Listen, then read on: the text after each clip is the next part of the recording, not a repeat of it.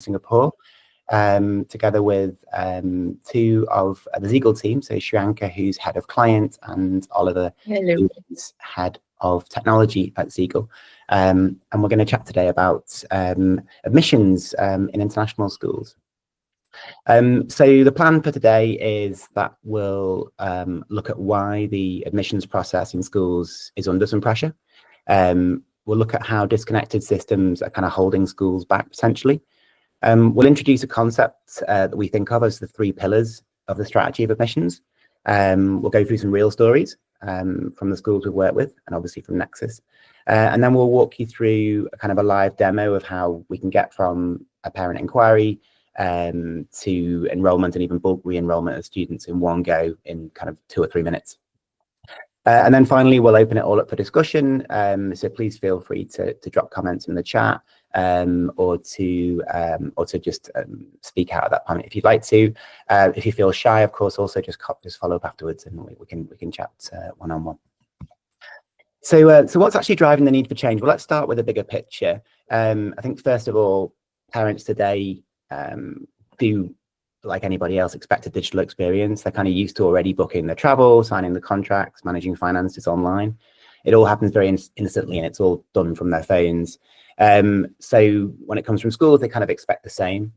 They want to understand where they are in the admissions process, and they want clear communication, and they don't want to print, scan, or just come in to actually sign a form in person. If we make that difficult, it reflects badly on us as schools, and even if the school itself is excellent. Secondly, a lot of the manual processes that a lot of the teams are involved with are draining time and resources. A lot of the admissions teams we see are still spending hours chasing signatures, they're copying forms into spreadsheets, sending back and forth emails. And of course, that's time that could be spent actually talking to the families, following up with interested leads, or planning ahead for the year. Oftentimes, these are obviously very high quality people in the school that are kind of wasting time doing a lot of admin. Thirdly, we've got a big change in compliance, particularly in Singapore. If you're there, you've got EduTrust, obviously, which is getting tighter. Elsewhere, of course, schools are also seeing more audits, more data controls, more pressure to demonstrate a clear and trackable process. And all the manual systems that we're using tend to make that quite hard. So a good system makes it easy. Everything's logged and secure and accessible, and it's there when you need it. And finally, of course, it's a very competitive market, especially in Asia. Families apply to multiple schools, and the one that gets back fastest and looks the most organized probably usually wins. If a parent hears back in 24 hours with like clear next steps and everything ready to go, that builds massive confidence in us as parents. If they're still waiting days later on, they've probably kind of moved on. They're probably speaking to other schools, and we all need to be very aware of that. So, Zegal, if I could start with you, even when the schools do have good tools, because of course Nexus is hardly without technology, right? You've got lots of technology already. I think you're using ISAMs, you're using CRMs like Funnel, but still ID data can be lost between systems, and it creates a lot of rework. It slows down the offers, it limits the outreach, and there's a hidden cost there, isn't there? So thanks a lot for being here. What part of the admissions process for you feels most time consuming or even risky right now?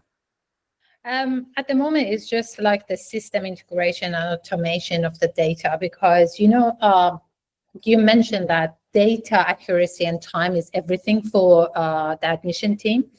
And nothing is worse than the admission team is trying to win a family, they prepare, they kind of sell the school, and the next thing they need to hand over to the finance. If the systems are not talking to each other, they might promise something like enrollment waiver.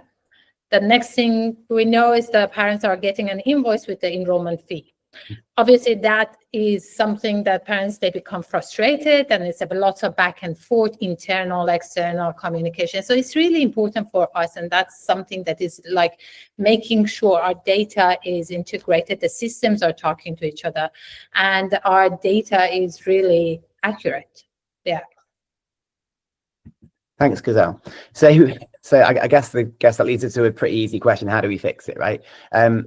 We talked to this a bit earlier about this concept of 3 pillars, and so if we break that down, what are these pillars of admissions? Well, we think of the admissions process as being, I guess, 3 parts.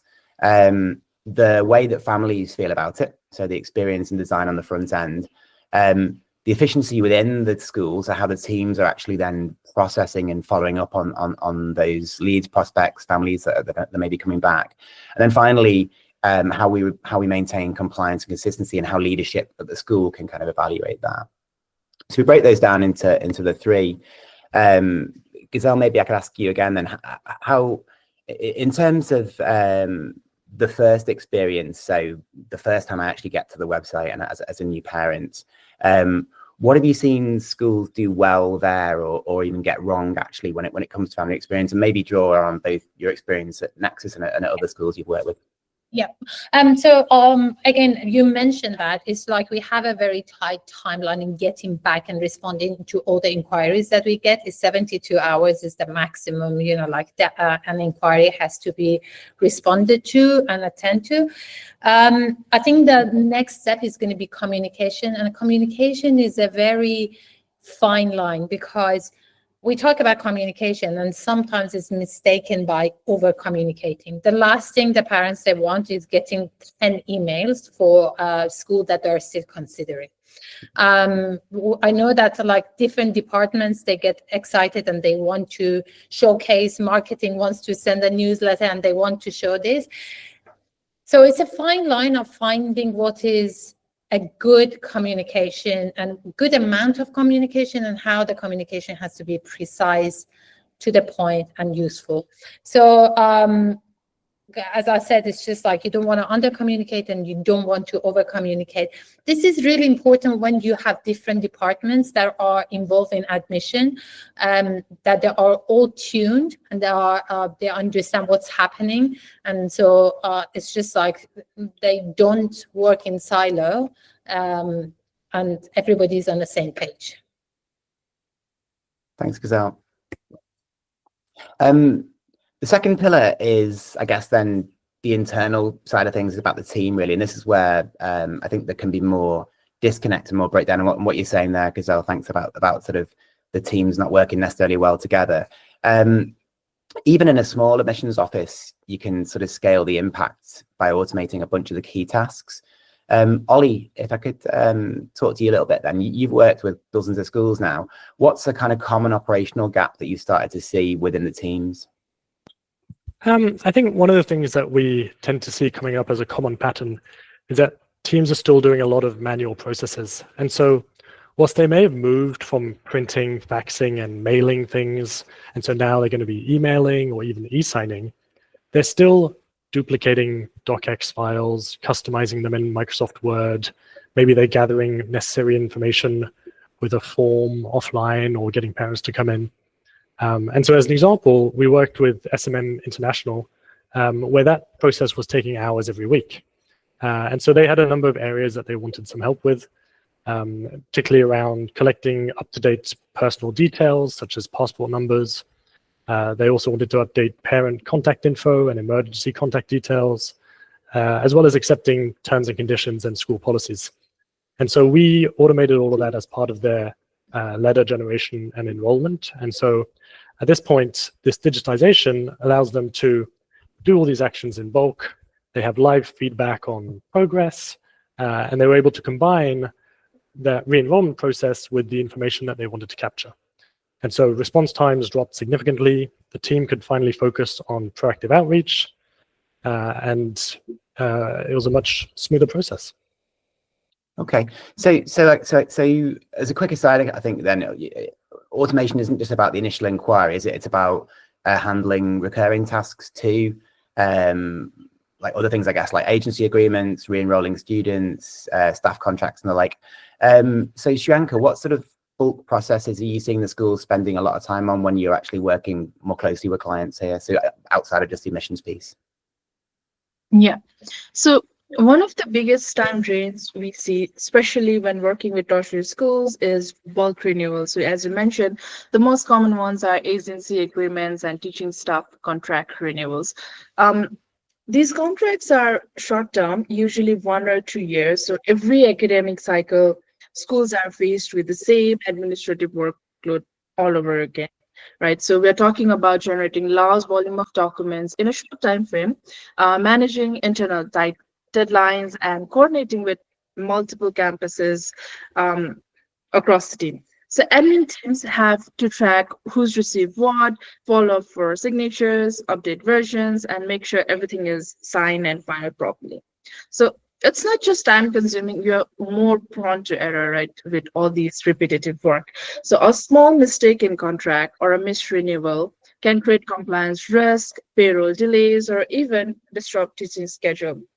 And because much of this works happen already in a busy periods like the start or end of the academic year, it really adds pressure to already stretched teams. And because they are busy in the admin work, it leaves very little time for higher value work like planning, onboarding, or staff engagement. Thanks, Shrianka. Thanks, appreciate it. Zegal, this is obviously a big topic for you in what you do. Regulatory requirements, and this is one that clearly leadership cares about. It matters, especially in Singapore. It matters so much that it could actually be, a much bigger problem. Can you share an example at Nexus where it's made a really big difference, and any other schools that you'd like to talk about? So we, for the people who are not in Singapore, for all our learners, we have to do a recontracting process every year. So basically, at the end of each academic year, they have to sign a new contract, and we cannot send any invoice or plan for anything until they sign the contract, and then they can, the rest of the process. So the regulatory requirement is quite tight here. So we have to have a recontracting process that is really solid. So before this year, we were using another platform that was, the contracts were sent digitally, they could sign in. But this year we have changed it. So one of the good things that is happening is giving us the visibility of the document workflow. And if there is any issue, we can see exactly where there is an issue, and we can rectify it before even parents, they sign it. So that gave us a lot of, freedom in terms of like changing the contracts, because before with the other platform, once the contract was generated, we couldn't change it even when parents hadn't signed it yet. So that has helped us a lot. And as I said, having that visibility of the workflow, it's been really, really helpful. That's great. Well, that's Nexus. Shrianka, you've also been working with Invictus outside of Singapore in Malaysia, haven't you? And I think Invictus is another nice example of how things can sort of come together. Tell us about your experience working on the Malaysian side, Shrianka. Yeah, so this school, Invictus, it's a great example of a school group operating across multiple campuses in Malaysia. So we work with the team in Malaysia. So in Malaysia, each campus had its own way of managing admissions contracts, mostly manual, and they were quite ad hoc, which obviously lead to inconsistent templates, varying approval process, and a lack of visibility across the group. It was a really burden for the admin team. So the admissions team was spending a huge amount of time chasing paperwork, managing different templates, and handling approvals like quite manually. So during peak enrollment periods, this created real bottlenecks, which made it harder to coordinate across different campuses. And when this school, Invictus, rolled out ISAMs for their Malaysian campuses, they saw an opportunity to integrate with Zegal as well. And we helped them standardize and digitize their admissions contracting process across all of their Malaysian campuses. So after this, the result was obviously faster offer turnaround, better coordination, finance and onboarding, and a significant reduction in repetitive admin work. And because we work with multiple campuses in the same school group, one of the things that really stood out was because each campus had slightly different needs, and the setup process became a really collaborative effort. So each admissions team brought forward ideas that ended up benefit not only the individual campus, but the whole group in the school, so which created a stronger and more scalable workflow overall. So in general, it was more scalable. Thanks, Shriyanka. Back to Nexus then. Ollie and Gazelle, you've been working really closely on the implementation of Zegal, and you know, I think it's fair to say that even schools that have very strong tech infrastructure can kind of hit roadblocks when there are manual processes here and there. So, you know, we talked a little bit about the family experience, the internal experience. It'd be great now if Ollie, you could actually perhaps take the webinar participants through a little demo of what Zegal looks like and how it works, and sort of show the process for Gazelle, really, Gazelle's team from sort of start to finish. Sure, absolutely. So I think I've now started sharing my screen. And so I'll do a bit of a run through from sort of the very start. And I'll start from the website. I'll use Nexus again as an example here. And so, you know, obviously when that first part of the funnel, when people are discovering the different schools, they're probably going to be coming through on the website.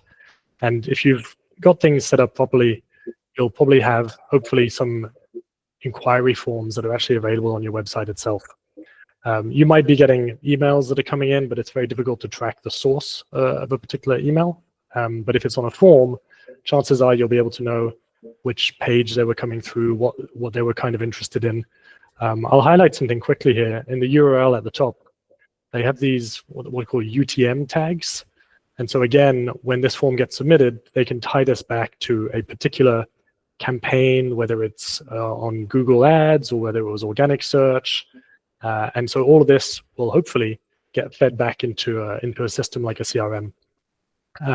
You want to be keeping things into a CRM because it'll offer a lot of additional functionality in order to track and manage these ones. So you might be using something like OpenApply. And again, it'll help you to manage your different contacts if you want to do some email marketing. We'll also see this URL source campaigns that I was just highlighting, as well as various analytics. Often the admissions team, or the people that are really looking at after the new enrollments, are going to be interested in a CRM that's slightly more salesy, dare I say, which will have functionality which is a little bit more customized towards that process, as opposed to the school management system further down the line, which will obviously be more targeted and helping to manage students through their life in the school. It doesn't have to be OpenApply like this example. It could also be something like Monday.com or even HubSpot. Fundamentally, what CRMs will tend to have is this focus on the stage of a particular lead. And so they'll often start as an initial lead and then slowly make their way down as they become more informed about the school and more convinced that they want to enroll. And so that's really why they consider this funnel. So awareness, that first stage, discovering the website, interest when they start applying, slowly convincing them, and then switching over to the action, to that conversion. And so we really kick in at this action stage. And so what will help is, in the example that I'll be showing, there's many different types of flows or processes that we can help with, but particularly with things like student contracts, any of the information that's been captured during the initial, either the initial form or even filled in by that team whilst they've been convincing the parent to sign up, can be used to then generate a contract. So we can pull the information automatically from these various systems, and everything that's needed to then go and generate a contract can then be used to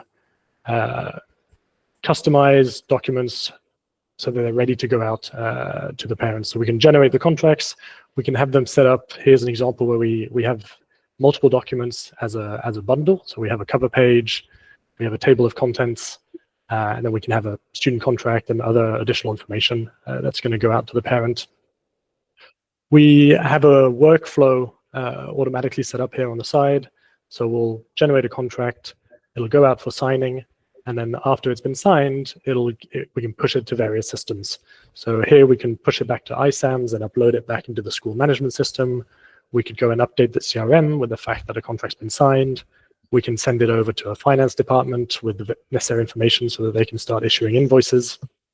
And all of that can be standardized and set up. And so I can take us through here. I'll go and finalize this document, and we'll have a quick look. Another part that we can do as part of the signing process is actually, there's a number of quality of life improvements that we can put in here. And so I'll highlight 2 or 3. Obviously, we can have the signing invite go out with automatic reminders on a weekly basis that we can kind of report on. We can also send out a contract to multiple parents. We might not know exactly who's going to be signing it, and we can have it configured either that both need to sign or a first past the post, where whichever parent signs it first, that can proceed. And most useful is we can also collect information at that point of signing. And so in this case, I'm going to go and sign this. We can ask parents to fill in any details that we might be missing with regards to personal details about the student, choices, contact details, any other issues that we might need to be aware of, confirming that they've read terms and conditions and school policies and all these things. And so that whole flow can all be automated and part of that setup. And so as soon as a contract then gets signed, copies get received by all parties, and we'll always have a live view into all the contracts that are out. So I'll actually switch over to a list view of our different contracts. We can see at any point in time in the system all of the contracts that may have been generated, their current status, and because we're putting the actual information of the contract into the contract itself, these aren't just a random list of items. We have a full data table of all of the details that were part of each specific contract. And so that really allows us to do any sort of filtering or reporting that we want on it.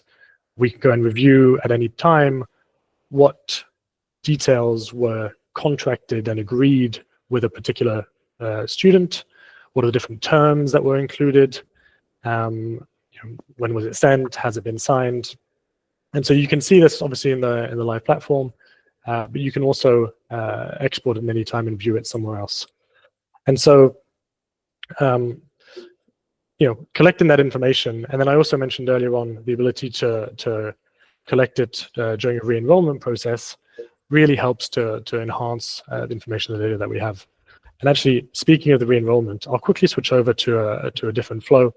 But if we need to send many contracts out in a single go, this might be for an annual re-enrollment. So either because we want them to confirm they'll be re-enrolling the next year, or even signing new contracts, signing updated contracts and terms, we can prepare a list of contracts that we want to send out.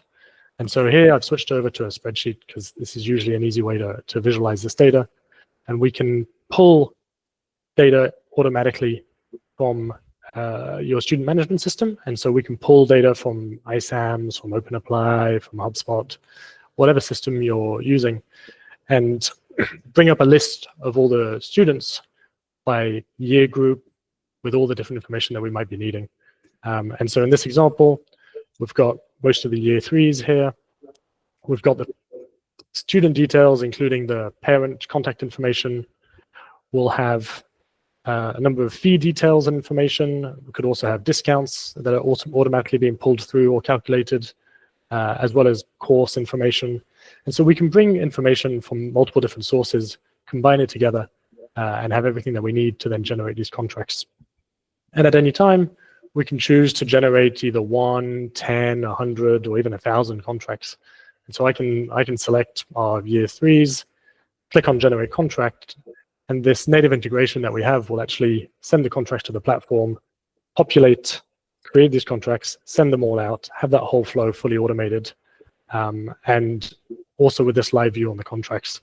And so I was showing before this live view that we have within the app. We can synchronize this back over to the spreadsheet. And so as an example here, we have a separate sheet, which is again, just showing us that same list of contracts. It updates automatically. And this allows us to do any sort of filtering that we might want. So if we want to keep any live reports on what's gone out for signing, what has been signed, what hasn't been signed, what might need changing, we have a constant view into these. And so it really does help to have that system in place and be able to monitor really what's going on. I'll highlight one last little feature because Zegal briefly mentioned it. But one of the last things that we do, because we're now using a digital system, even though we've sent out a contract for signing, if we need to make any changes, and so for example, we might think that this particular contract for Ms. Ronnie Edwards, it hasn't been signed yet, it's still out for signing, the parent hasn't seen it yet, we can actually still go and make changes to that contract up until the point of signing. And so that really avoids a lot of mistakes, or more importantly, it doesn't avoid the mistake, but it avoids that having to recall, that embarrassing moment, and then having to send out new emails. And again, it's just another little quality of life improvement that we can do when we start having systems like this. Yeah, I think that's it. Thanks very much, Ollie. Zegal, what part of this actually saves your team the most time? Then I guess it's probably a simple question on this point. I had one thing when we started that demo, took me back to months ago when we started. And I had one thing on my wish list, and that was because for the people that they don't, I mean, most people don't know in this room, it's just we went live on ISAM last year. And despite all the due diligences that we did and data hygiene and everything, the data, we had some data in ISAM that wasn't accurate. So it's like emergency numbers, parents are coming, when they're coming to Singapore, they don't have Singapore number. They have overseas telephone number. They change their passport and they don't inform the school. So all those things that when, you know, like when there is an emergency and a teacher wants to call the parents, they don't have the number.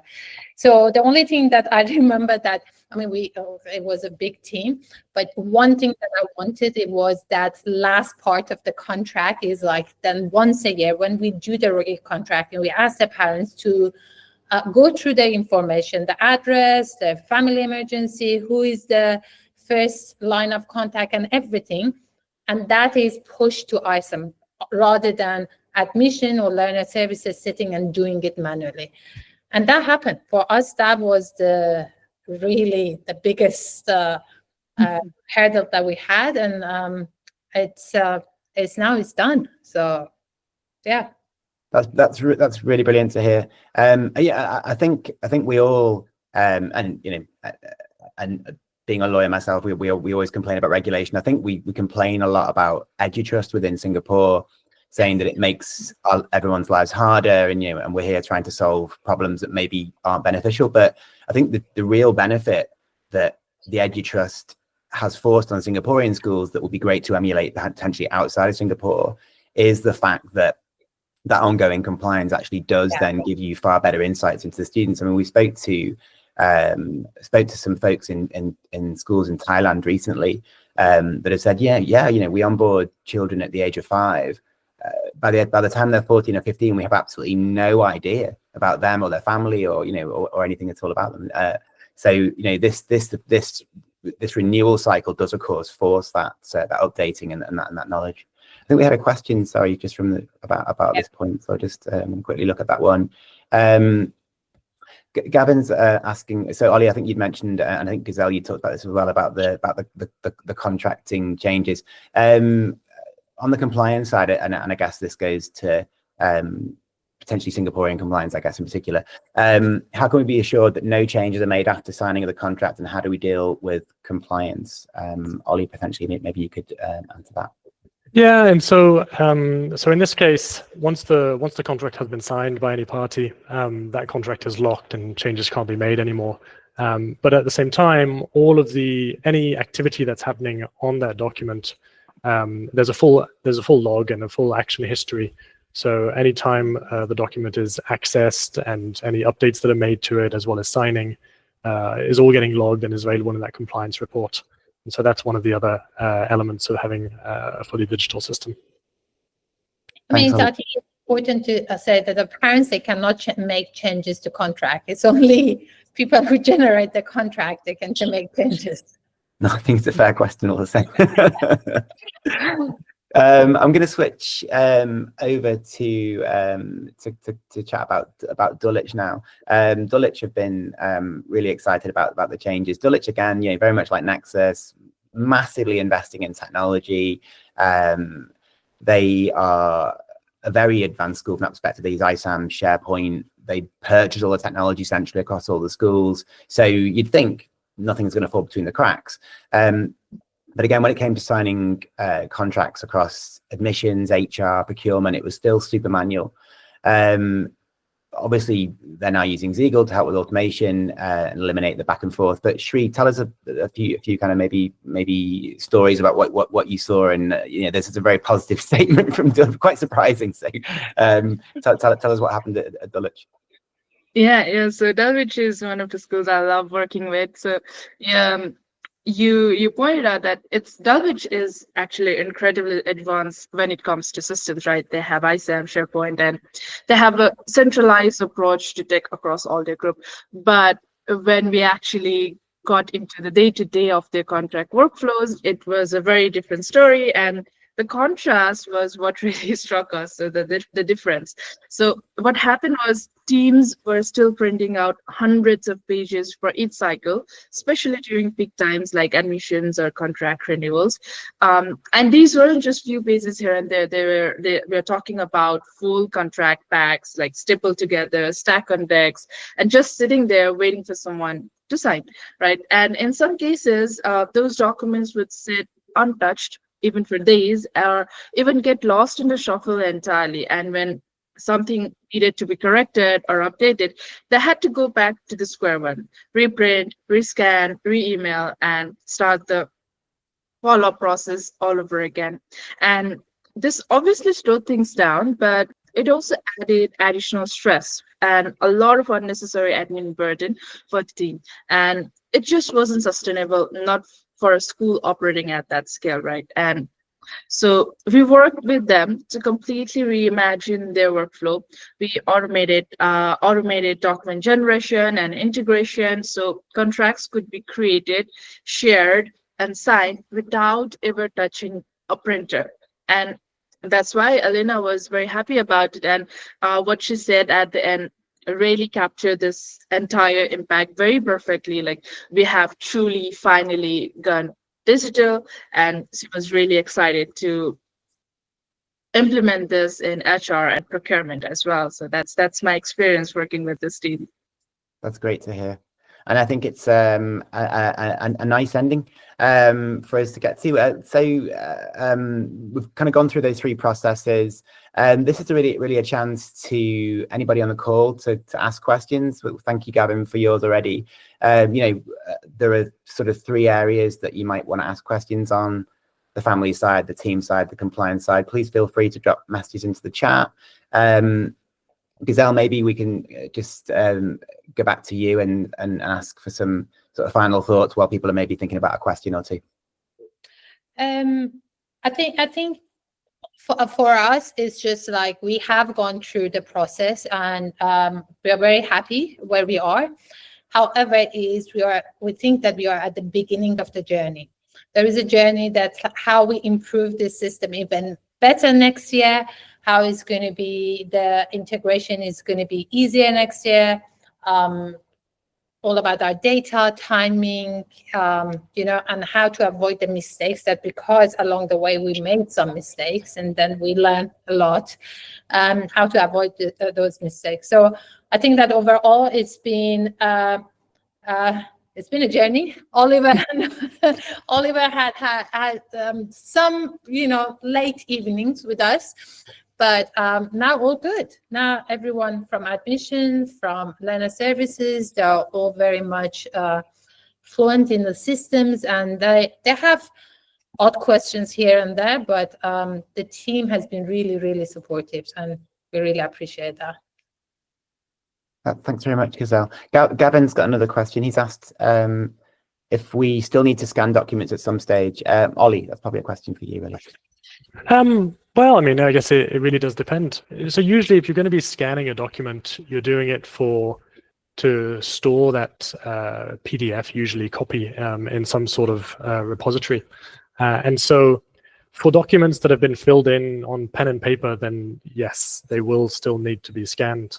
But the benefit of being able to have them fully digital, whether it's just signing of a document or even filling in a form and providing additional information, if it is all digital, then not only will that document be available as a PDF already, and it gets emailed to you when it gets signed, but on top of that, you can probably automate the uploading of that to a particular source automatically. And so, if you need something to be filed away in SharePoint or Google Drive, rather than waiting for that email to come in and doing it the old-fashioned way where you on your laptop carry it from one place to another, that can also be automated. And so that's kind of the thing. A lot of people they've shifted into doing it on a computer, but they haven't actually automated that process. They're just doing the same manual flow on their computer.